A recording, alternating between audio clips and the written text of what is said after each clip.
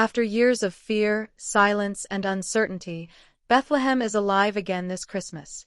Thousands of people poured into Manger Square, and for the first time in 2 years, the giant Christmas tree stood tall, replacing the wartime nativity scene that had shown baby Jesus surrounded by rubble and barbed wire.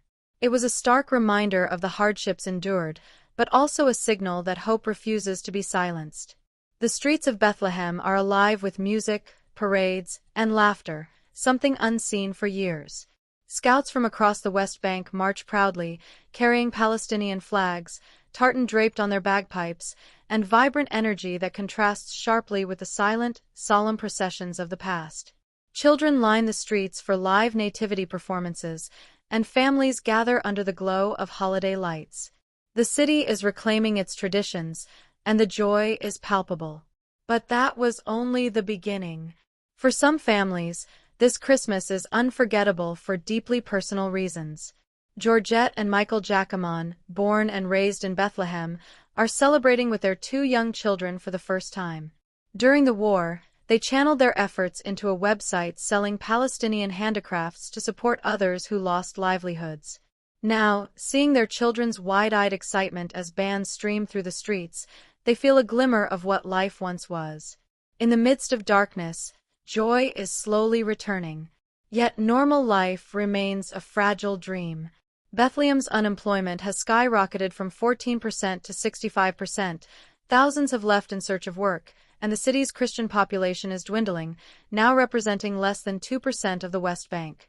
The weight of decades-long conflict is still heavy, and for many, celebrations are tinged with the memory of what has been lost. But even in these struggles, the people of Bethlehem refuse to give in.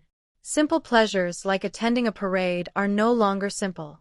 Families like Irene Kermez wake up at 5 a.m. to navigate checkpoints that can stretch a 40-minute drive into a 3-hour ordeal. Yet, despite delays and obstacles, they show up, drums in hand, to be part of the parade that symbolizes resilience and the refusal to let fear define their lives. The determination of these families brings the streets alive with both music and courage. Faith, too, refuses to be silenced. During the previous 2 years, church leaders urged congregations to forego festive celebrations and focus on spiritual reflection and prayers for peace. This year, however, masses and gatherings are returning, not just in Bethlehem, but across the region. In Gaza, children attend Christmas programs despite the destruction around them. In Damascus, congregants light neon Christmas trees even after tragic attacks, and in Nazareth, live nativity scenes bring crowds together under the warm sun. Devotion persists, even when danger lurks. Cardinal Pierbattista Pizzaballa, the top Catholic leader in the Holy Land, opened the celebrations with a call for a Christmas full of light, carrying greetings from Gaza's tiny Christian community. His message is clear. Christmas is more than lights, trees, or gifts. It is a statement of survival, a signal that life, hope, and faith endure even in the shadow of conflict. Locals, tourists, and pilgrims alike felt this energy, a reminder that resilience is not just a word, but a lived experience. Bethlehem's streets are festive once again, yet the shadow of conflict lingers.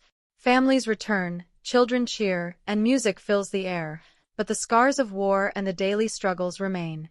Christmas has come back, and with it, a fragile hope that life can continue, that traditions can survive, and that even in the darkest times, people will find reasons to celebrate. The question now is, what will next Christmas bring, and how much more can hope endure?